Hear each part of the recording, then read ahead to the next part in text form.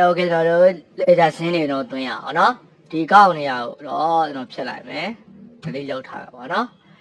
ဒီမှာကျွန်တော်တို့ transition ကိုသွားကြည့်လိုက်အောင်ဒီ transition မှာ transition number 1မှာ owner invest 400,000 in cash and land and building what 600,000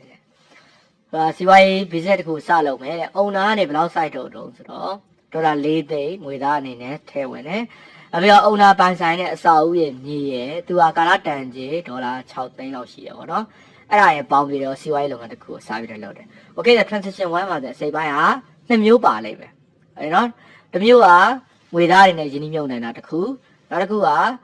land and building ဆိုပြီးတော့မြေနဲ့အစာအုပ်ယင်းနှိမ့်မြုပ်နေတာတစ်ခု။ Okay အဲ့ဒါတွေကိုကျွန်တော်ဒီမှာ transition သင်ကြည့်အောင်နော်။ကဲဒီနောက်စပြီးတော့မှာတော့ CSA cash ပေါ့နော်ငွေသားငွေသားတွေနဲ့ကျွန်တော်စပြီးတော့သွင်းပြီ okay ဒါတော့ငွေသားတွေနဲ့လုပ်ငန်း business မှာငွေသားတွေပိုင်ဆိုင်မှုတွေတိုးလာတာ access တိုးလာတာကျွန်တော်တို့က increase ဖြစ်တယ် increase ဖြစ်တဲ့အတွက်ကျွန်တော်တို့က debt bid ဘက်မှာ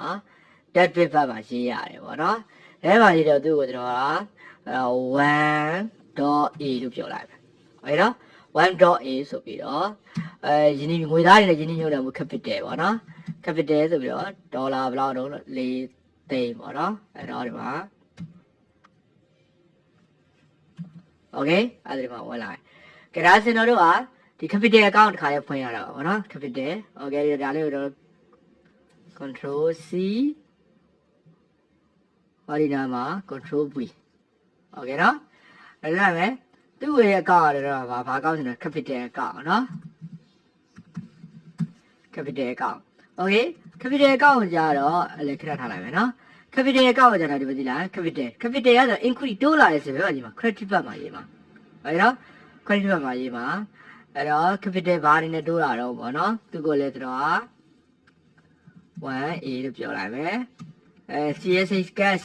အနေနဲ့တိုးလာတယ်ငွေသားအနေနဲ့ဒီညွှန်းမှုထည့်တယ်ဒေါ်လာ4သိန်းပေါ့နော် okay ခုနကဘာတက 1B okay နော် 1B အနေနဲ့ကဘာလို့ဆိုတော့ဒီငွေသားတွေတော့ capital ရင်းနှီးမြှုပ်နေတာမဟုတ်ဘူးလေ land and building နဲ့ပါလေတာ land and building ကဒေါ်လာ6သိန်းဖို့ရင်းနှီးမြှုပ်နေတာပေါ့နော်6သိန်းဖို့ရင်းနှီးမြှုပ်နေတာ okay ကြဒါကြတာ capital မှာကဒေါ်လာ10သိန်းဝင်သွားပြီပေါ့ဒေါ်လာ10သိန်းဝင်သွားပြီအဲ့ဒါတော့ဒီမှာ land and building account ထပ်ပြီးဖွင့်ရတော့မယ်လေ okay ရတာကို